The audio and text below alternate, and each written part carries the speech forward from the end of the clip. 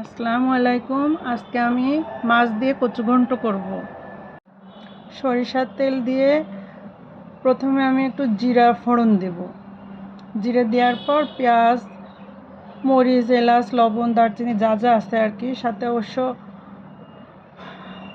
শুকনা মরিচও একটু ছিঁড়ে দিলাম।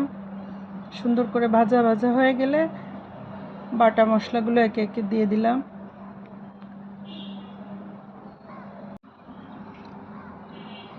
সব কিছু আস্তে আস্তে দিয়ে সুন্দর করে ভাজা ভাজা করব।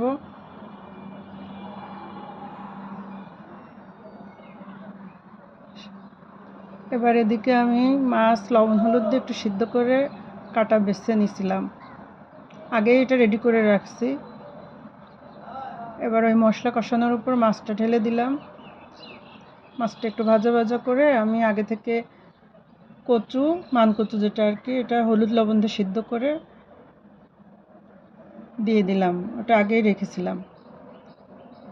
এবার হচ্ছে অনেক সময় নিয়ে ভাজা ভাজা করতে হবে। যত বেশি সময় নিয়ে সুন্দর করে ভাজা যাবে তত মজা লাগবে।